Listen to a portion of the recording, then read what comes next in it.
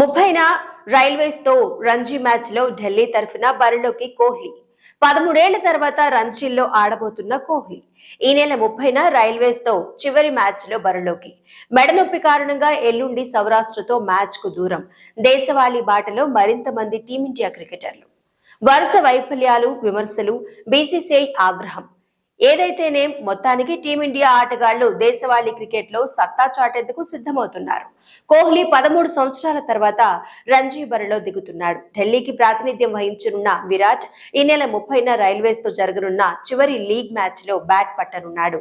ఈ మ్యాచ్ కు తాను అందుబాటులో ఉంటున్న విషయాన్ని కోహ్లీ ఇప్పటికే ఢిల్లీ క్రికెట్ అసోసియేషన్ కు తెలియజేశాడు. ఇక ఎల్లుండి 23న ఢిల్లీ సౌరాష్ట్ర మధ్య జరగనున్న మ్యాచ్ లోనే కోహ్లీ ఆడాల్సి ఉండగా మెడనొప్పి కారణంగా అందుబాటులో ఉండటం లేదు. కాగా రోహిత్ శర్మ, జడేజా, రిషబ్ పంత్, శుభమన్ గిల్, యశస్వి జైస్వాల్ తదితర